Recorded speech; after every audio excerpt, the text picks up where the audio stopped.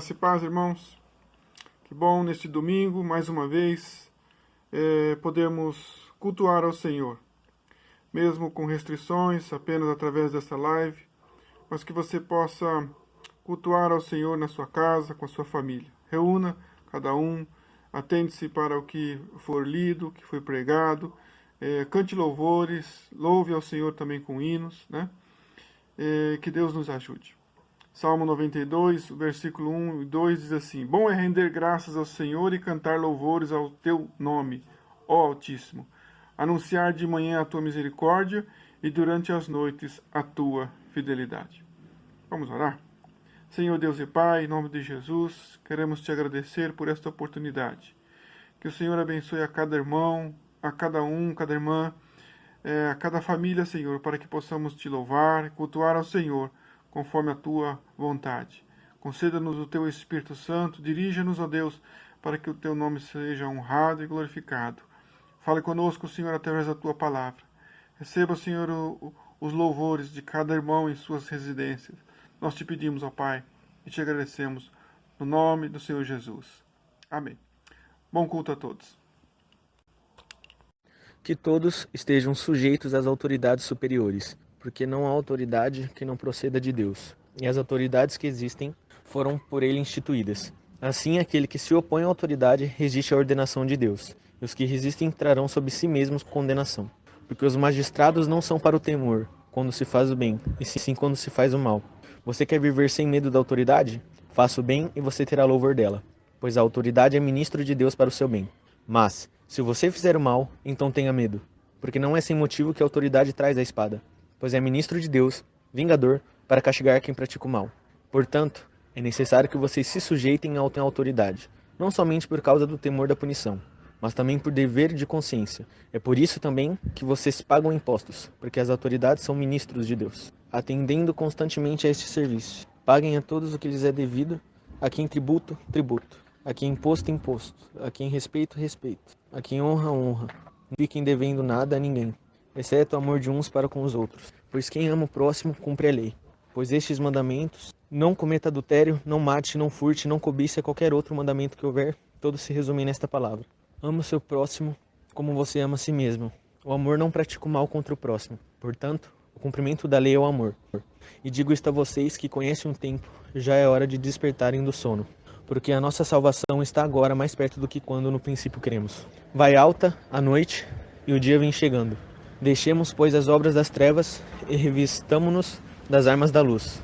Vivamos dignamente, como em pleno dia, não em orgias e bebedeiras, não em imoralidades e libertinagem, não em discórdias e ciúmes, mas revistam-se do Senhor Jesus Cristo, e não façam nada que venha satisfazer os desejos da carne. Romanos 13, 1 a 14.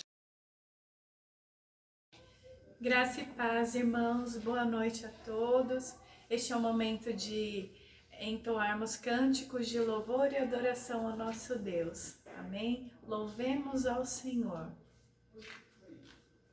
Por meio de Jesus, portanto, ofereçamos continuamente a Deus um sacrifício de louvor que é fruto de lábios que confessam o seu nome.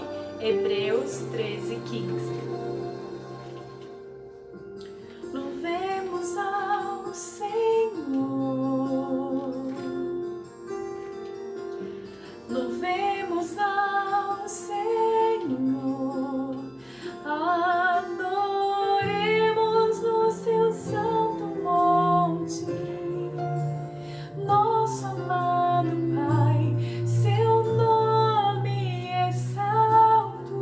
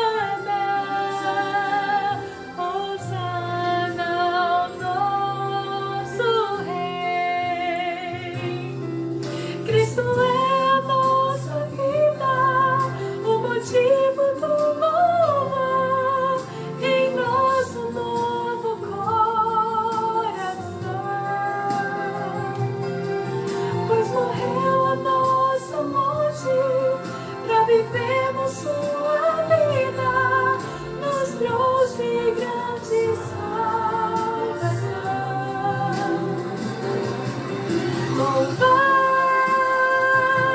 ao Senhor, pois seu nome é santo.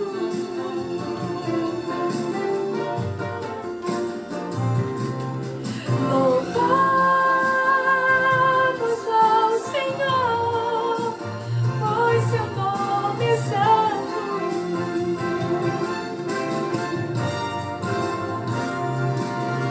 Louvamos ao Senhor, pois seu nome é santo, pois seu nome é santo. Louvamos ao Senhor, pois seu nome é santo. Aleluias. Amém. Grande é o nosso Deus e muito digno de todo louvor e adoração. Aleluias.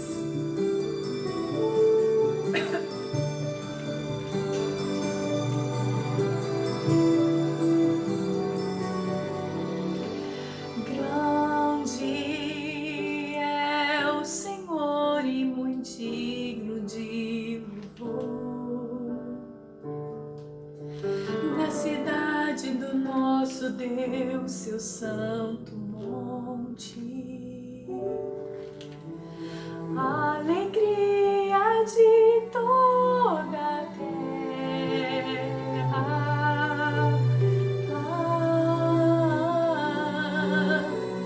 Grande é o Senhor em quem nós temos a vitória, que nos ajuda contra o inimigo. Por isso diante dele nos prostramos.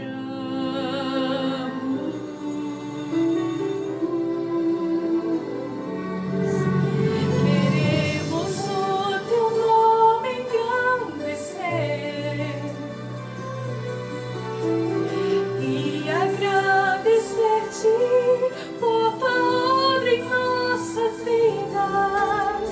Confiamos em teu infinito amor.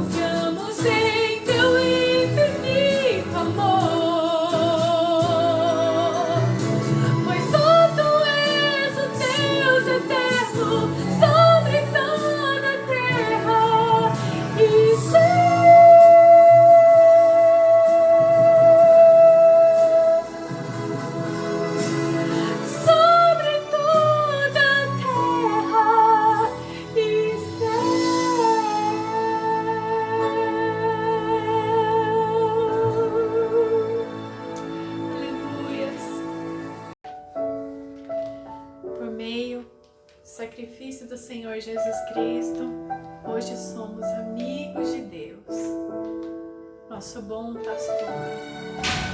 Obrigada, Senhor.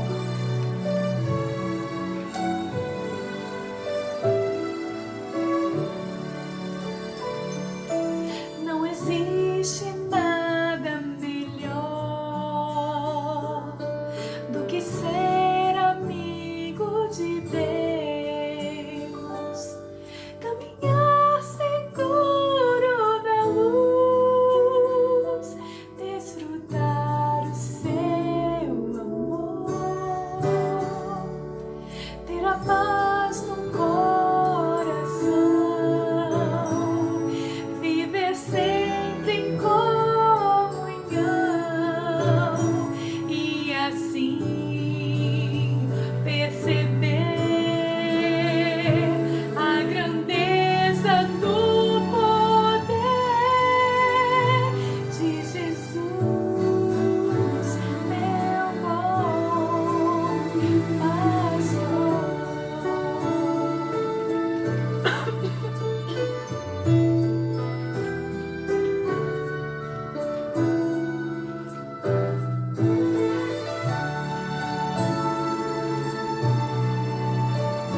Não existe, Senhor, nada melhor, ó Pai, do que ser amigo de Deus. Não existe nada melhor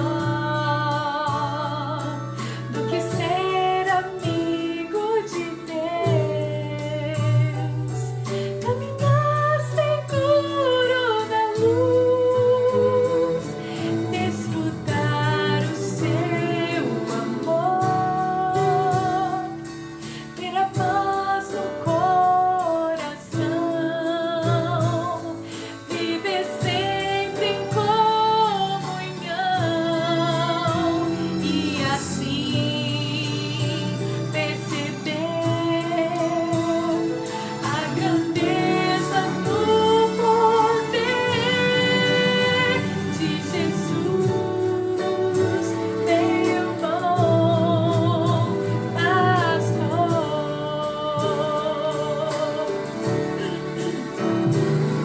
Ter a paz no coração, viver sempre em comunhão e assim perceber a grandeza do poder de Jesus, meu bom pastor.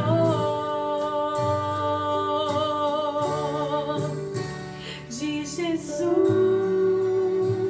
meu bom pastor.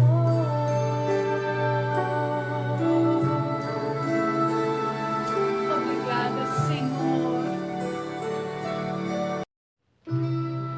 Que graça maravilhosa é ter Jesus Cristo em nossas vidas.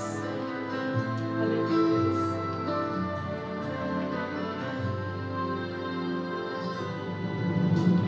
Nosso bem supremo.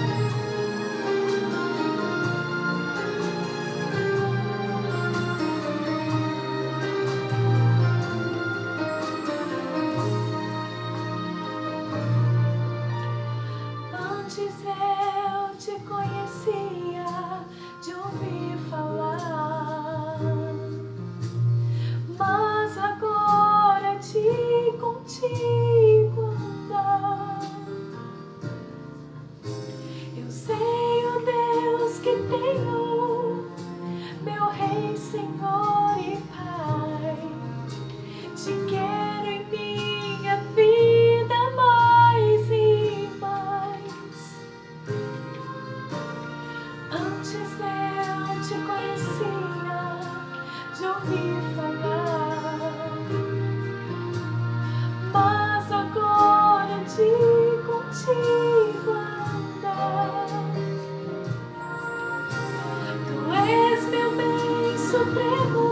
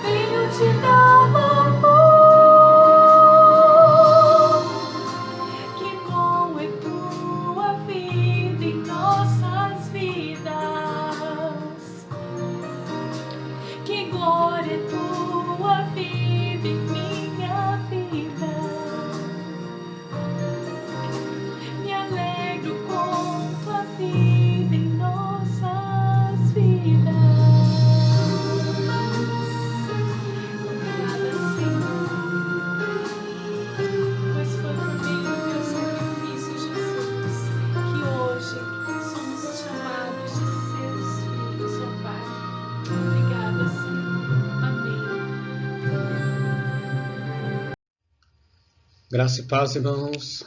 Graça e paz, igreja. Bem, nós vamos ter um momento aqui para meditar na palavra do Senhor. E estamos vivendo em um momento muito obscuro, sabe, aqui na nossa esfera horizontal, na nossa realidade humana. Realmente está tudo muito confuso, tudo muito difícil. Eu falo aqui nessa esfera horizontal, eu falo aqui nessa esfera realidade humana, porque na realidade de Deus, tudo está como deveria estar, tudo corre como deveria correr. Sabe, meus irmãos, nada foge do controle de Deus. Nada para Ele está confuso ou difícil. Mas aqui nesse contexto humano, nesse contexto horizontal, é que Deus levanta a sua igreja. É nesse contexto que a igreja foi chamada para fazer algo que nenhuma entidade, que nenhuma ONG pode fazer. Sabe, e nas Escrituras é que nós vemos que esta missão, ela foi outorgada à igreja. Então nós temos uma missão, Deus tem um plano, para a sua igreja. E é isso que nós vamos considerar nas Escrituras. E no livro de Atos, nós vemos isso. E agora vamos continuar fazendo o nosso sobrevoo bíblico, sobre esse livro tão importante. Um sobrevoo sobre o livro de Atos é o que nós temos feito, nós temos estudado. E esse livro ele é tão importante, como eu já disse, porque ele fala da nossa origem. Ele conta a história da igreja, o início da história da igreja. Lucas, o autor, entre os seus propósitos ao escrever este livro, nós vemos o seguinte, que ele queria fazer a distinção entre o cristianismo e o judaísmo. Porque dentro do contexto ali era necessário se fazer, porque como ele cresceu ali no meio dos judeus, nós vemos que Lucas se preocupa então em explicar que existe uma distinção. Que o cristianismo não é uma ramificação do judaísmo, ele não é como as seitas judaicas, ele não é como os fariseus, ele não é como os essênios, não é como os saduceus. O cristianismo, sabe, é uma fé, podemos dizer uma religião ali, diferente então do farisaísmo, diferente dos essênios, diferente dos saduceus, em um quesito extremamente importante. Ele é uma religião, ele é uma fé de portas abertas. Ele alcança os gentios, ele alcança os samaritanos, como nós vemos em Atos 8. Ele alcança os soldados romanos, vemos ali na conversão do centurião. Ele alcança todos. O cristianismo não faz distinção. E é isso que Lucas explica, e ele coloca como um dos seus propósitos. E um outro propósito que Lucas ele deixa evidenciado é que na realidade igreja se cumpre a promessa de Cristo. A promessa de que a igreja seria revestida de poder para pregar o Evangelho. E o texto que nós vamos meditar trata desses dois pontos, que a igreja ela é distinta do farisaísmo, que ela é distinta dos essênios, ela é distinta dos saduceus, e a igreja ela foi revestida do poder para pregar. Então, nesse texto de Atos 5, de 17 a 42, nós vemos essas duas realidades. Eu quero te convidar, então, a fazer esse sobrevoo bíblico comigo e ver o que o Senhor pode nos ensinar através da exposição desse texto. Amém? Bem, e trabalharemos, então, aqui o seguinte tema, na exposição de Atos 5, de 17 a 42. Nós veremos, então, os princípios fundamentais que marcaram a evangelização na igreja primitiva. Então, o tema aí de Atos 5, 17 a 42 é princípios fundamentais que marcaram a evangelização na igreja primitiva. Amém? Agora vamos fazer a leitura da passagem, a leitura do texto, tá? Atos 5, de 17 a 42. Atos 5, de 17 a 42, diz o seguinte: Levantando-se, porém, o sumo sacerdote e todos os que estavam com ele, isto é, a seita dos saduceus, tomaram-se de inveja, prenderam os apóstolos e os recolheram à prisão pública. Mas de noite, um anjo do Senhor abriu as portas do cárcere e, conduzindo-os para fora, lhes disse: Ide e apresentai-vos no templo. Dizei ao povo todas as palavras desta vida. Tendo ouvido isto, logo ao romper do dia, entraram no templo e ensinaram. Chegando, porém, o sumo sacerdote e os que com ele estavam, convocaram o sinédrio e todo o senado dos filhos de Israel e mandaram buscá-los no cárcere. Mas os guardas, indo, não os acharam no cárcere, e tendo voltado, relataram, dizendo: Achamos o cárcere fechado, com toda a segurança e as sentinelas nos seus postos, junto às portas. Mas abrindo-as, a ninguém encontramos dentro. Quando o capitão do templo e os principais sacerdotes ouviram estas informações, ficaram perplexos a respeito deles e o que haveria de ser isto. Nesse inteirinho, alguém chegou e lhes comunicou: Eis que os homens que recolheste no cárcere estão no templo ensinando o povo. Nisto, indo o capitão e os guardas, os trouxeram sem violência, porque temiam ser apedrejados pelo povo. Trouxeram-nos e, apresentando-os ao sinédrio, e o sumo sacerdote interrogou-os, dizendo: Expressamente vos ordenamos que não ensineis nesse nome. Contudo, encheste Jerusalém da vossa doutrina, e quereis lançar sobre nós o sangue deste homem. Então Pedro e os demais apóstolos afirmaram: Antes importa obedecer a Deus do que aos homens. O Deus de nossos pais ressuscitou a Jesus, a quem vós matastes, pendurando-os numa cruz, no madeiro. Deus, porém, com a sua destra, o exaltou a príncipe salvador, a fim de conceder a Israel o arrependimento e a remissão de pecados. Ora, nós somos testemunhas desse fato.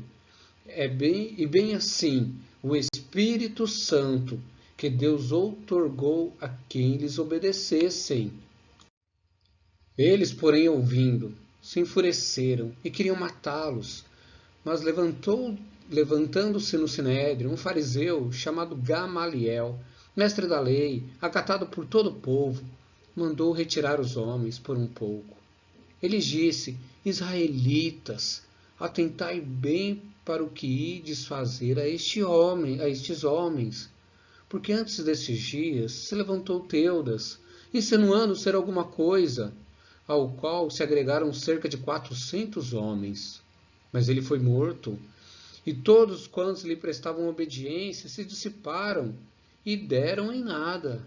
Depois desses, levantou-se Judas, o Galileu, nos dias do recenseamento, e levou muitos consigo. Também este pereceu, e todos quantos lhe obedeciam foram dispersos. Agora vos digo: dai de mão a estes homens, deixe-os, porque se este conselho ou esta obra vem de homens, perecerá. Mas, se é de Deus, não podereis destruí-los, para que não sejais porventura achados lutando contra Deus. E concordaram eles. Chamando os apóstolos, açoitaram-nos e ordenando-lhes que não falassem em nome de Jesus, e os soltaram. E eles se retiraram do sinédrio, regozijando-se por terem sido considerados dignos de sofrer afrontas por esse nome. E todos os dias, no templo e de casa em casa, não cessaram de ensinar e pregar Jesus Cristo. Amém? Esse é o texto que nós estaremos meditando. Agora eu gostaria de te convidar a orar comigo. Senhor, obrigado, Pai, pela Tua palavra. Obrigado, Deus, pela história expressa aqui no livro de Atos, que fala, então, ó Deus, da origem da igreja, fala realmente, Deus, ali do princípio, onde nós podemos, então, ali tirar lições, ó Deus, extremamente importantes, para que vivamos aqui hoje, Deus, com uma igreja que te agrade. Então pedimos, ó Deus, que o Senhor utilize essa palavra para falar conosco.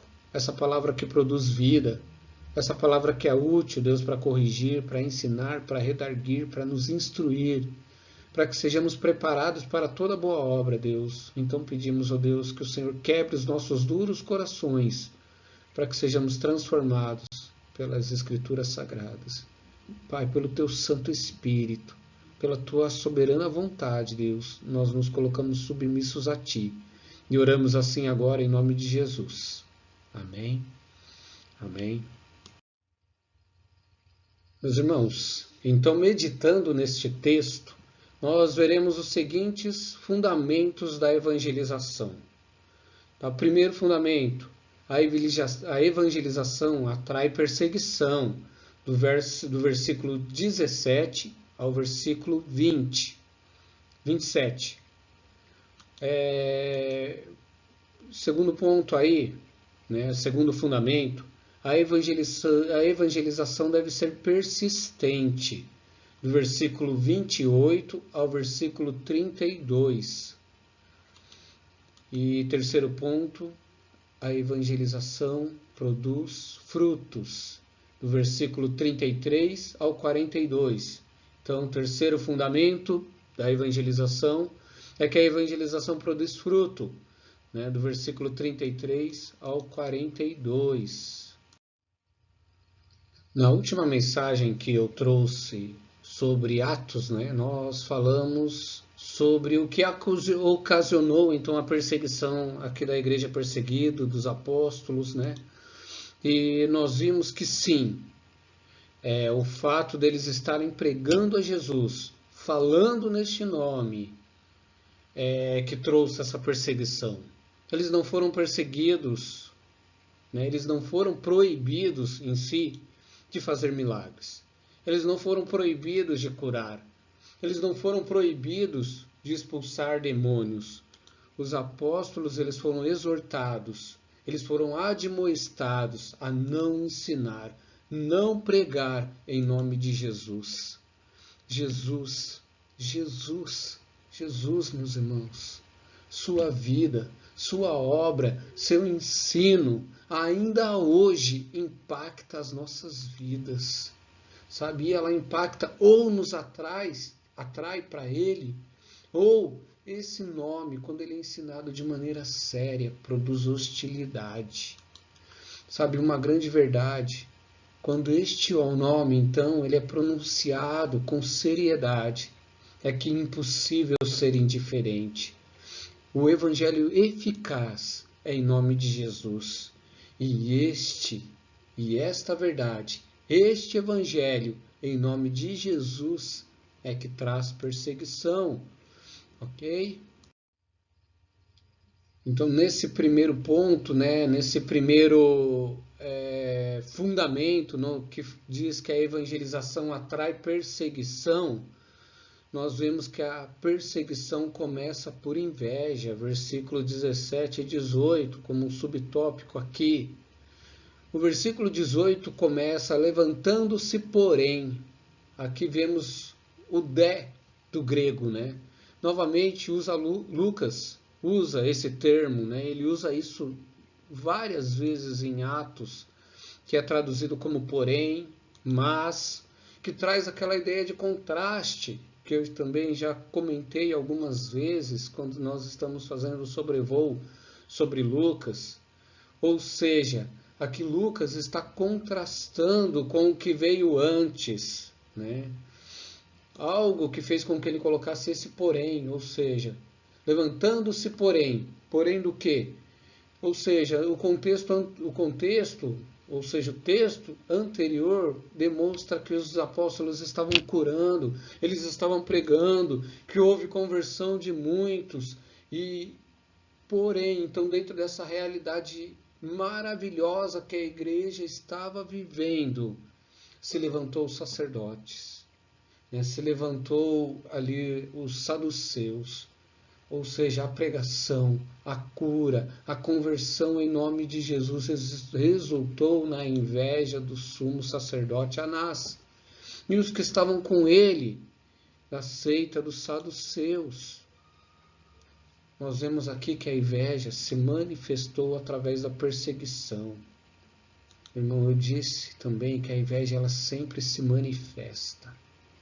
Ela pode se manifestar através de críticas, através de mentiras, de oposições, de perseguição, violência, ou de todas estas maneiras que eu citei, porque foi assim nesse caso, né, aqui de Atos. A inveja não é simplesmente você querer que querer o que o outro tem. Não é simplesmente querer ter mais do que o outro. A inveja é querer que o outro não tenha. Sabe? Então a vida com Deus, a vida abundante, o cristianismo autêntico, sabe, sendo vivenciado, ele desperta inveja. E essa vida vibrante dos apóstolos despertou inveja naqueles líderes. Nós vemos aqui então esses líderes religiosos que eram da seita dos saduceus, na verdade eles eram líderes políticos também, parceiros ali dos romanos, se levantaram contra os apóstolos e os prenderam, os lançaram na prisão, sabe, na prisão pública, sabe, não era o melhor lugar para estar, com certeza, ainda mais alguém que levava Deus a sério. Mas o que vemos aqui, que foi a inveja que ocasionou então essa perseguição. Então, a perseguição aqui começa por inveja.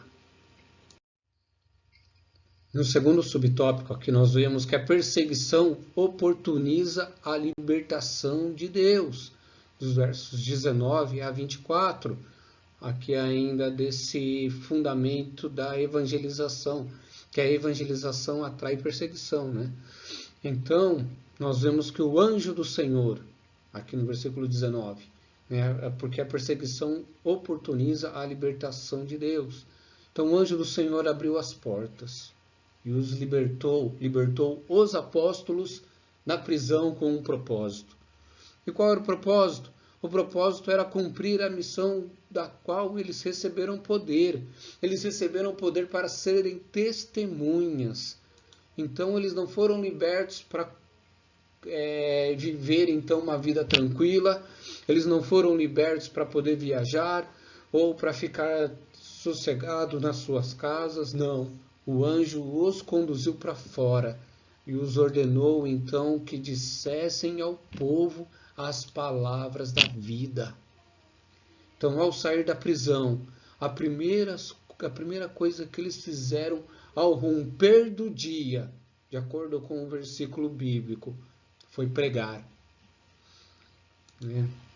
Então, quando somos pressionados, quando somos atribulados, sabe, quando temos lutas em nossas vidas, quando passamos por momentos difíceis de perseguição, sabe, nesses momentos tão difíceis para a gente, que na verdade, meus irmãos, eles são grandes oportunidades para o Senhor agir. São oportunidades para experimentarmos a libertação do Senhor. E é isso que o texto também está nos ensinando aqui. Quando perdemos o controle, é que na verdade vemos que que o nosso Deus, Ele tem o controle de tudo o tempo todo. Levar Deus a sério, evangelizar, meus irmãos, causará hostilidade, porque vivemos em um mundo que odeia a Deus, que odeia os seus princípios, mas saiba, Deus é por nós, e se Deus é por nós, quem será contra nós? Aqui vemos então o sumo sacerdote e os guardas. Eles nem viram os apóstolos. sendo libertos de acordo com o texto. Então o texto nos traz aqui os portadores de notícia. Então quando os soldados são ordenados a buscar os apóstolos na prisão, para que eles pudessem testemunhar, para que eles pudessem, então, dar esclarecimento das coisas que eles estavam fazendo, como se fossem bandidos. Então, a primeira notícia é que os apóstolos não estão mais presos. Pedro e sua turma não estão mais no cárcere. E os guardas, sabe, eles estão nos seus postos. As sentinelas estão nas frentes das grades. E as grades continuam fechadas. Mas os apóstolos, Pedro, sabe, e os outros não estão mais lá. Então eles ficaram perplexos com essas informações, querendo saber o que aconteceu. E nesse interim, de acordo com o texto, os apóstolos receberam a seguinte notícia, né? Ou o segundo portador de notícia entra com esse anúncio. Os apóstolos estão pregando, ou seja, estão pregando de novo, estão ensinando em nome de Jesus de novo.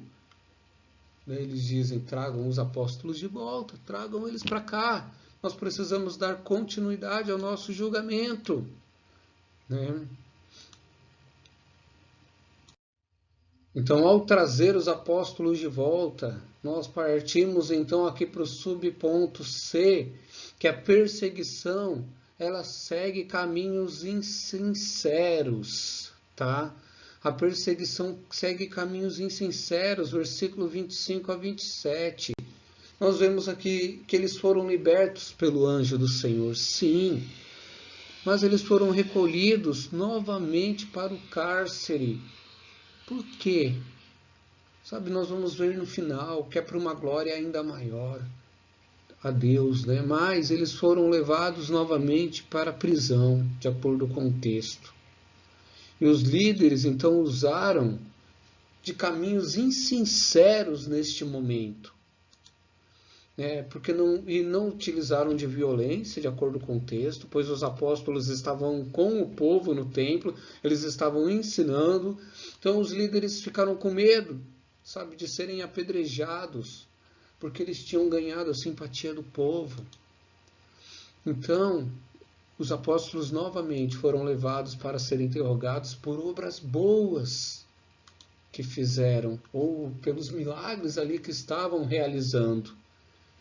Então, as suas acusações ali contra os apóstolos eram acusações de desordem, porque era só isso que preocupava o Império Romano, porque assim como está escrito na nossa bandeira, a única coisa que eles se preocupavam ali era com ordem e progresso.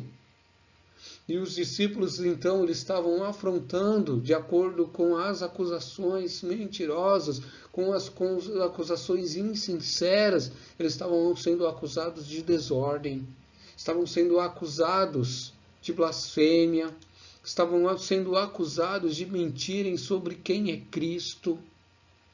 Os líderes, então, usaram de mentiras, criaram motivos para condená-los. Eles mentiram e, o pior de tudo, eles acreditaram nas suas próprias mentiras. A evangelização, o pregar a Cristo, traz sim um choque contra a nossa cultura. Gera sim uma hostilidade, pois afronta o pecado. Por isso causa inveja.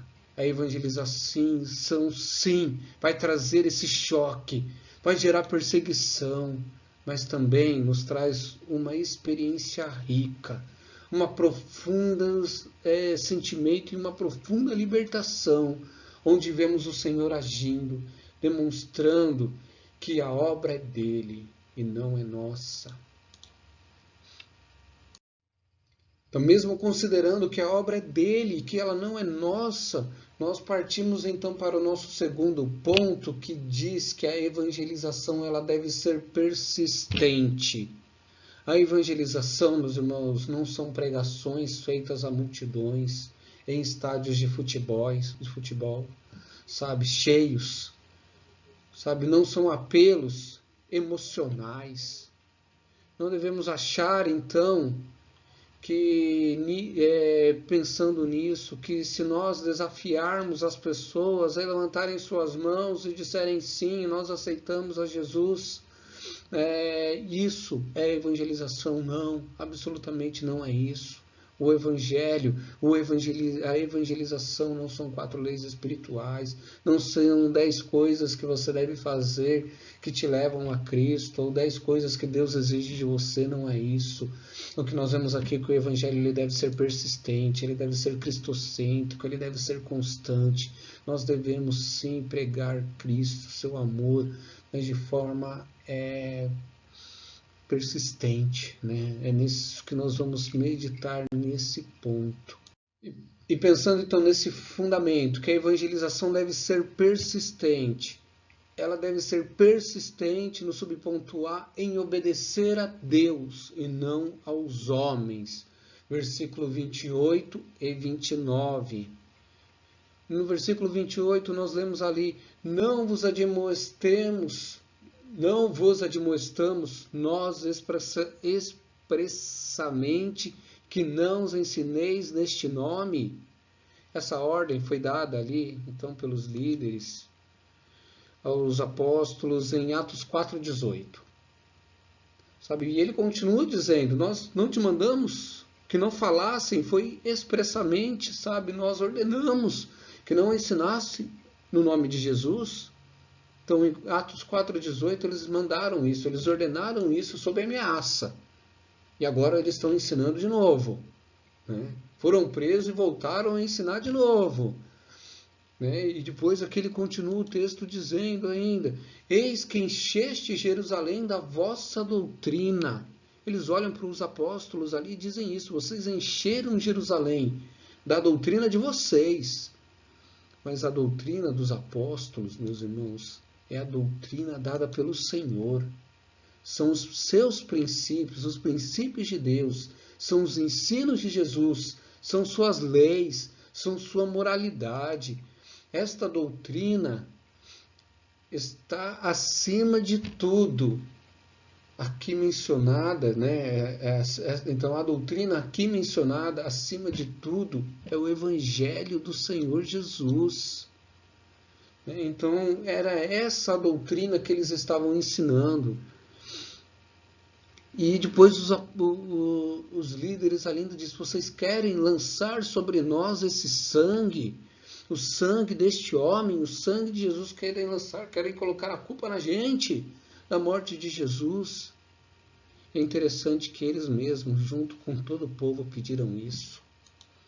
Sabe, Mateus 27, 25 diz a respeito ali na morte de Jesus, na crucificação: e todo o povo respondeu ao olhar ali aos pés da cruz: caia sobre nós, sobre nossas cabeças, o seu sangue e sobre os nossos filhos. Então foi um pedido deles. E nós vemos aqui Pedro respondendo, então, diante disso: olha, nós te mandamos não ensinar a respeito de Jesus, nós te admoestamos expressadamente, e vocês não fizeram só isso, vocês encheram Jerusalém com essa doutrina, ainda estão colocando sobre nós a culpa do sangue deste homem. Então Pedro responde diante desse argumento: o que importa, e o que é extremamente importante para a gente, é obedecer a Deus e não aos homens. Aqui Pedro, o líder da igreja, sabe, o líder até mesmo entre os apóstolos ali, que é assim que Atos o apresenta. Sabe, junto com os apóstolos, então, eles demonstram que o evangelismo, mesmo diante da perseguição, ele persiste. Sabe, ele permanece, ele persevera, pois o importante é obedecer a Deus. O importante, então, é que ele, Deus, pensa. O importante é o que Deus fala, é aquilo que ele ordena. É isso que nós entendemos e aprendemos aqui, então, dentro desse primeiro subtópico, O evangelismo, ele deve ser persistente. Então, ele persiste em obedecer a Deus e não aos homens. Segundo subtópico B aí, né? Esse evangelismo persistente, ele também persiste em apresentar o fundamental. Versículo 30 a 31. Em tudo na vida, meus irmãos, existem coisas que são negociáveis, mas existem coisas que não são negociáveis. Sabe, aquilo que é fundamental, aquilo que é alicerce, sabe, nós não podemos abrir mão. Nós temos uma mensagem que é fundamental e não podemos abrir mão dela. E nós aqui vemos então o conteúdo desse ensino dos apóstolos. O conteúdo então dele é: Jesus morreu. Vocês mataram a Jesus. Então, o que é fundamental? Eles não abriram mão do fundamental. Jesus morreu. Isso faz parte do Evangelho. Fundamental, Jesus ressuscitou. Deus de nossos pais. Então, ele identifica aqui que é o Deus, o mesmo Deus de Israel, sabe? O mesmo Deus histórico, o Deus que eles conhecem, esse Deus, o Deus de nossos pais, ressuscitou a Jesus dos mortos. Então, o que é fundamental? Jesus morreu. O que é fundamental? Jesus ressuscitou. E o que é fundamental? Jesus, através do arrependimento, nos redime dos pecados. Então, Deus, com sua destra, elevou Jesus a príncipe e salvador. Então, Deus lança luz ao ministério de Cristo. Deus o elevou a príncipe, a salvador. Deus lhe dá um nome que está acima de todo nome. Então, quem somos nós, meus irmãos, para não fazer o mesmo e lançar luz sobre Cristo, dar toda a preeminência a Ele? Cristo é tudo em todos, Cristo é o Senhor. Diante dele todo joelho se dobrará, toda língua confessará. Então Deus o eleva a príncipe salvador. Quem somos nós para não exaltar e glorificar o nosso Senhor? Deus fez isso para dar arrependimento e remissão aos nossos pecados. Isso é fundamental. Então, persistir em apresentar aquilo que é fundamental. Eles persistiam em ensinar que Jesus morreu. E foram os nossos pecados que mataram Jesus. Eles persistiam em apresentar o que é fundamental. Fundamental é que Jesus ressuscitou e Ele está vivo. Isso nos dá esperança. É fundamental que Jesus, Ele nos proporciona e Ele nos leva ao arrependimento. E com o arrependimento nós encontramos salvação. Isso é fundamental. Isso é o Evangelho. Isso é inegociável. É isso, nós devemos perseverar. É isso que nós aprendemos olhando aqui. Esses pontos são fundamentais. Precisamos persistir, não só em permanecer, sabe, nós mesmos, mas nós também devemos ensiná-los, ensinar esses pontos, né, na evangelização. Isso não pode cair, ser tirado da nossa mensagem. Jesus morreu, Jesus ressuscitou e nós precisamos de arrependimento para ser salvo. É uma mensagem que não tem como negociar. Este é o Evangelho, o Santo Evangelho do Senhor Jesus. Então, ainda nesse segundo fundamento, que a evangelização deve ser persistente, nós temos o subponto C aí, que ela deve ser persistente em depender do Espírito Santo. Tá? Então, a evangelização deve ser persistente em depender do Espírito Santo. Lucas, aqui então, ela também mostra que o ministério da igreja primitiva é na dependência do Espírito Santo. Mesmo com curas, com sinais, sabe, os sinais sendo realizados, e não são qualquer sinais, nós vimos que não foram qualquer curas, não foi apenas uma cura de uma dor no braço, uma cura de uma dor na cabeça, né? Nós vemos ali que cegos passaram a ver, aleijados saltaram, passaram a caminhar. Nós vemos libertação de espíritos imundos, curas comprováveis, né? Verificáveis. Então, mesmo então com todo esse poder ali outorgado aos apóstolos, à igreja, nós vemos que eles persistiram em depender do Espírito Santo. Sabe, não dependiam das suas próprias oratórias, dos seus próprios argumentos, dos seus próprios recursos. Nós vemos aqui os apóstolos em uma total submissão.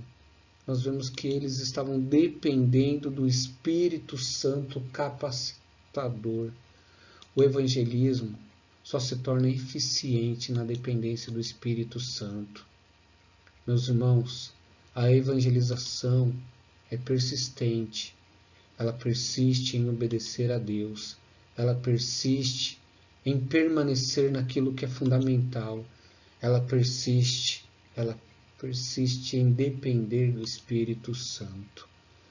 Amém? Então este é o segundo ponto, né? O segundo fundamentos, segundo que nós devemos meditar, que a evangelização ela deve ser persistente.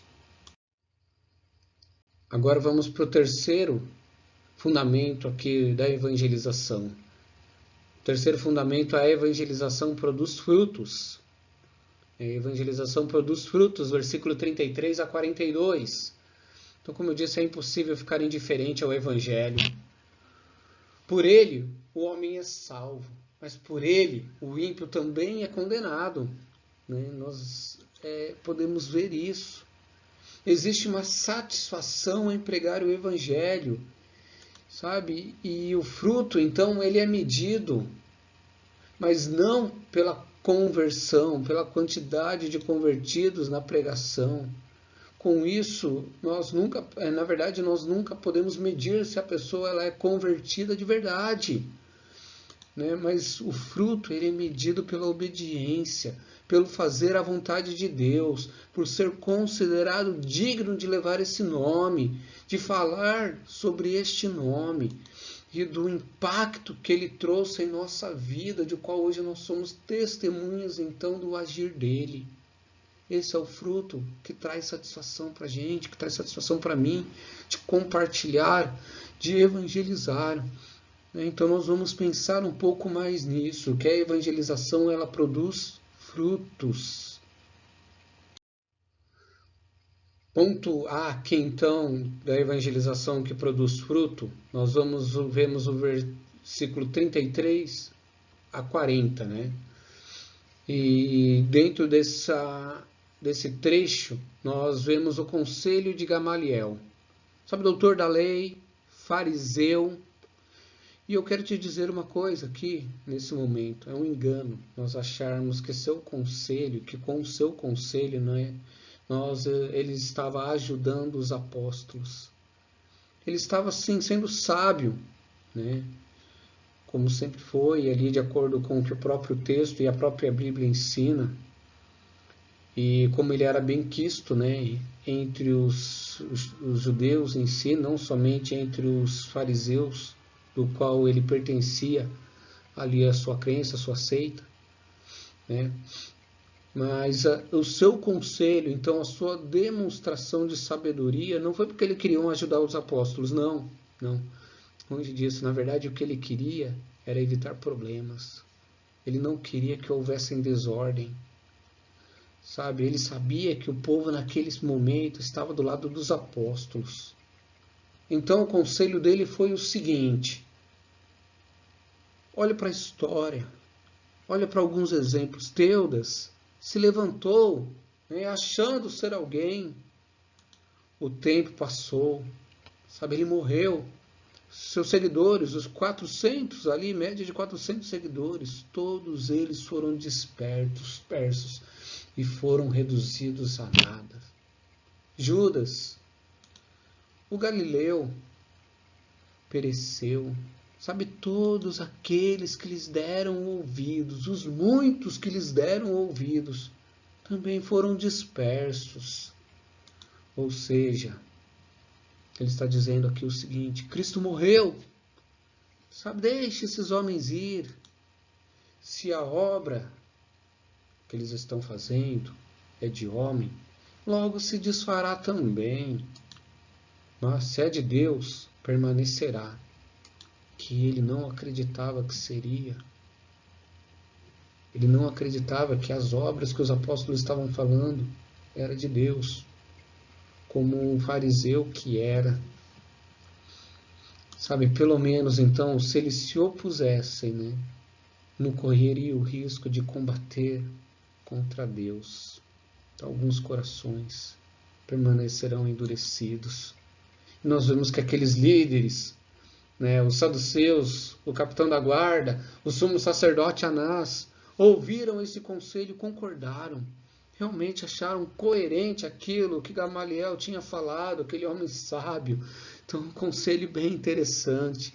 Mas mesmo assim, chamaram os apóstolos e, tendo-os açoitados, né, então bateram nele, espancaram os apóstolos e depois então de açoitar os apóstolos mandaram que não falassem do nome de Jesus e os deixaram ir, conforme o versículo 40. Lembra que eu disse? Eles não se opuseram aos milagres curados. Eles não se opuseram ao fato deles estarem levantando o coxo, deles estarem dando vista a cegos. Eles não se opuseram ao fato deles estarem expulsando demônios. O grande problema deles e o que ofende o mundo e que faz com que muitos permaneçam endurecidos é a pregação no nome de Jesus. É esse nome que traz choque, é esse nome que confronta o pecado, é esse nome que ainda ofende. Então vocês não podem falar em nome de Jesus, vocês não podem espalhar mais essa doutrina em Jerusalém. E novamente os exortaram a isso. Então nós vimos que a dureza do coração permaneceu mesmo com o Santo Evangelho sendo exposto de maneira tão clara, né? Sendo exposto de maneira tão incisiva, mantendo os fundamentos do Evangelho. Jesus morreu, Jesus ressuscitou, e se vocês se arrependerem, vocês serão salvos. Mesmo assim, o coração permaneceu endurecido. Agora nós vamos para esse ponto B aqui, né, desse fundamento, que a evangelização produz fruto. E o ponto B é: os cristãos viveram alegres e obedientes, apesar das circunstâncias difíceis. Que maravilhoso, hein? Versículo 41 a 42. Né? Então, retiraram-se, pois, da presença do conselho, regozijando-se de terem sido julgados dignos de padecer afronta pelo nome de Jesus. Regozijaram por terem sido considerados dignos de padecer. Sabe, eles regozijaram por ter sido considerados dignos de sofrer afrontas. Eles consideraram de passar por...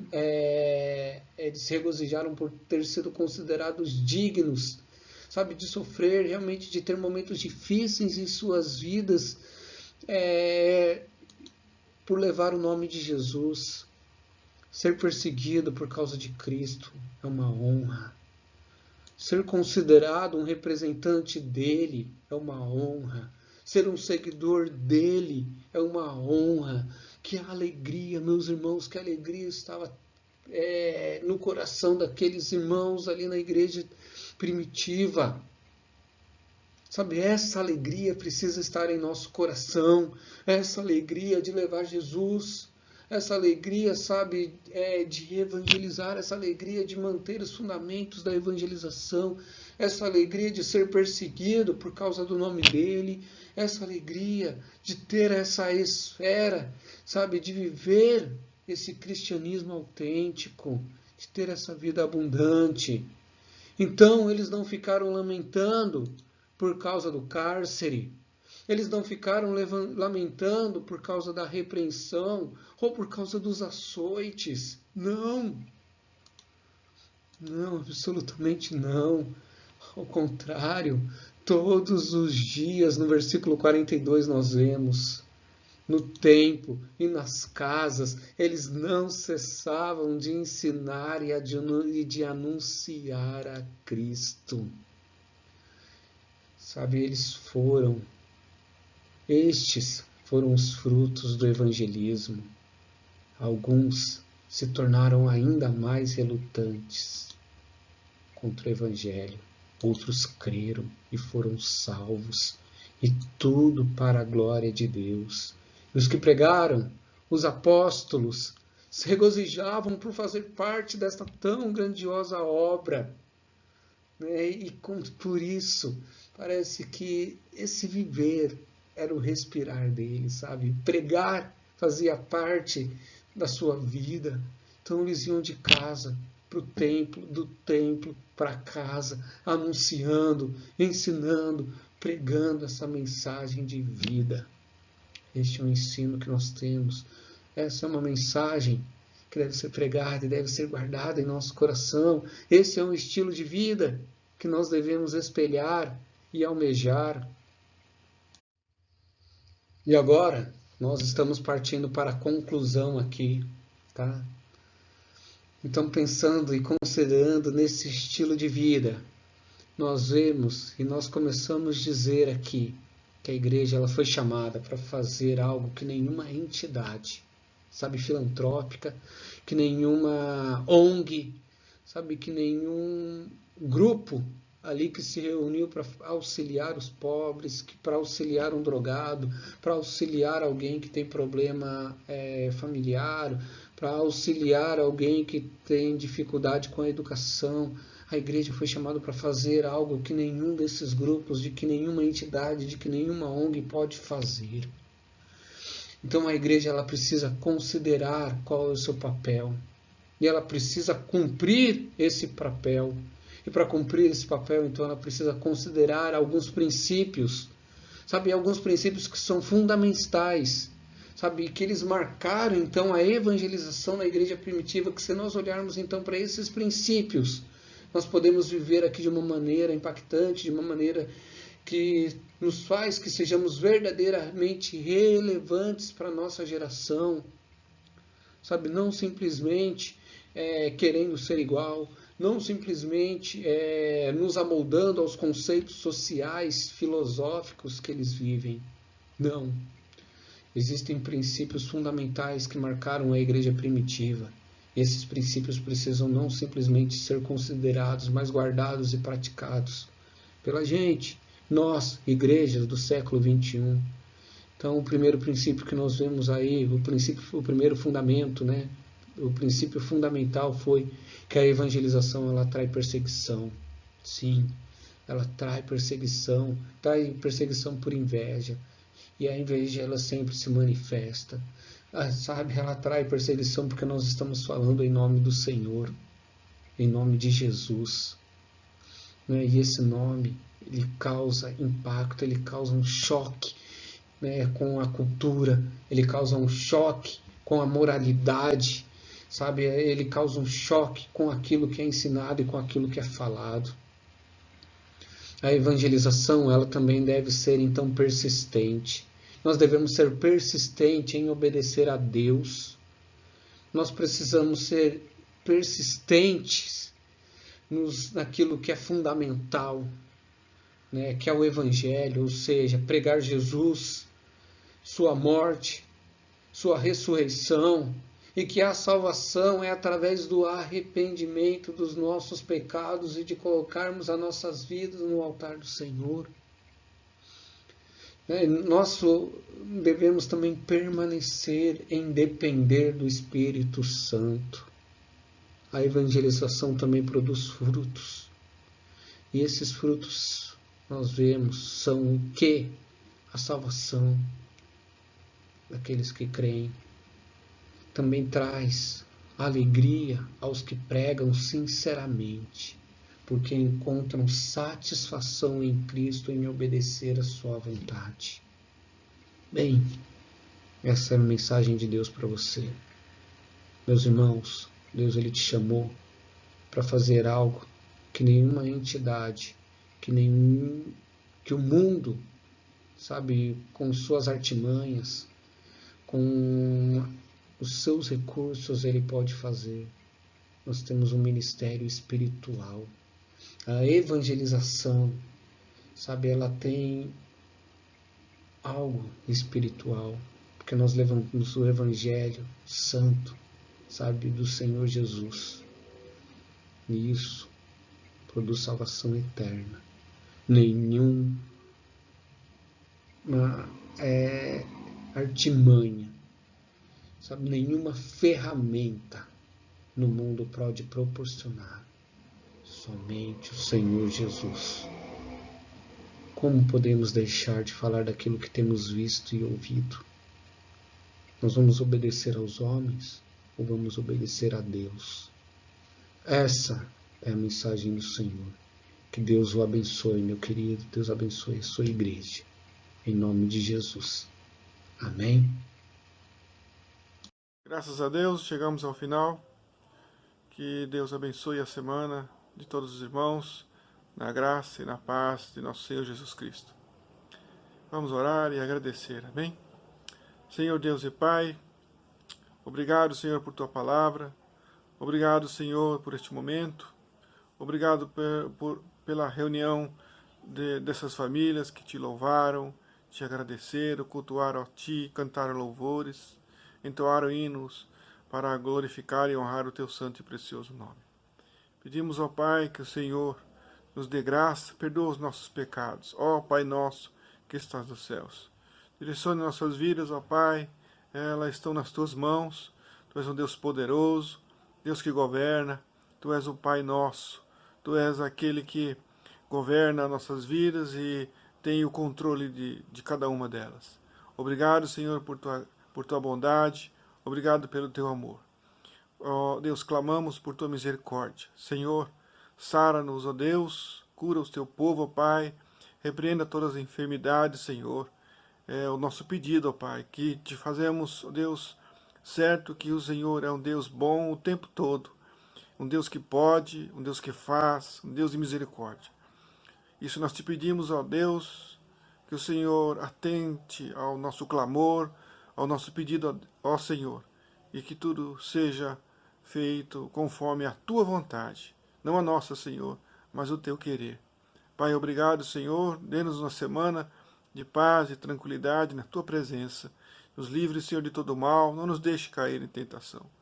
Conceda-nos, ó Pai, o Teu amor, a graça do nosso Senhor Jesus Cristo e as consolações do Teu Espírito Santo, ó Deus. Isso Te pedimos e já Te agradecemos no nome santo de Jesus Cristo, por Tua graça, ó Pai. Amém. Deus abençoe, irmãos. Fiquem na paz do Senhor Jesus.